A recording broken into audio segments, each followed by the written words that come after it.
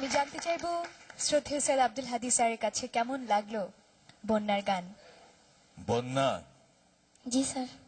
তুই তো সুরের বন্যা বইয়ে দিয়েছিস মা।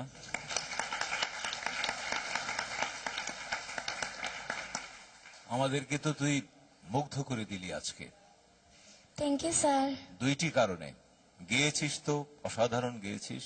এই বয়সে যে তুই এভাবে এমন চমৎকার করে, এমন সুরে, এমন তালে, এমন লয়কারি করে কি করে গাইলি, সত্যি আমরা অভিভূত হয়েছি তোর গান শুনে আজকে। এবং আরেকটি কারণ, তোর বয়স আমরা যতদিন থেকে দেখছি হয়তো 1 মাস কি 2 মাস বেড়েছে, কিন্তু তোর কণ্ঠের বয়স কিন্তু, তোর গানের বয়স কিন্তু 10 বৎসর বেড়ে গেছে।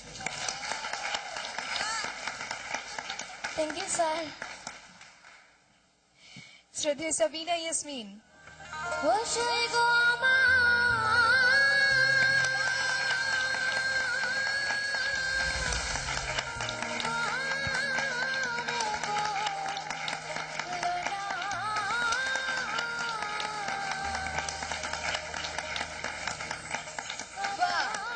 বন্যা, স্ট্যান্ডিং ওভেশন।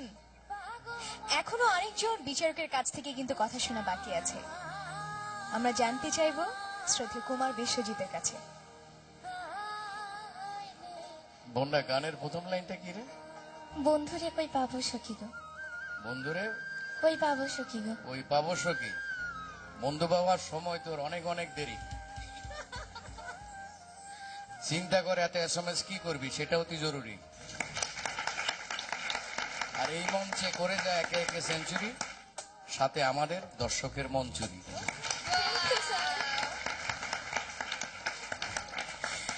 দর্শকের মন চুরি করতে SMS চাইতে হবে, তবে তার আগে তোমার মা এসেছেন, ভাই এসেছেন, তাদের সাথে চলো একটু কথা বলে আসি।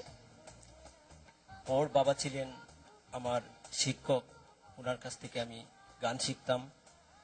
ওরা 5 বোন, ওদের কোনো ভাই নাই। সেই হিসাবে সে আমাকে ধর্মের ভাই বলেই জানে।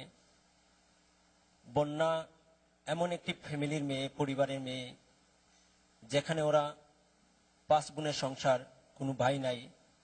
ওর বাবাও আজ 1 বছর বেঁচে নাই। বন্যা গান করেই আজ থেকে 10 বছর আগ থেকে ওর ফ্যামিলিটা চালায়। যে বয়সে বন্যার হাতে কাগজ কলম এবং খেলাধুলার সামগ্রী থাকার কথা, সেই বয়স থেকে বন্যা হারমোনিয়াম নিয়ে গ্রামে গ্রামে গিয়ে জলসায়, পূজা মণ্ডপে গান গেয়ে তার ফ্যামিলি চালায়। বসই গো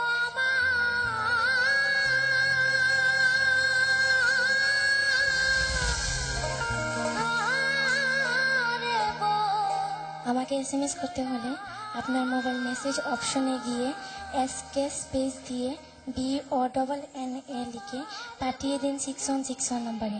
যে কোনো মোবাইল থেকে যত খুশি ততবার।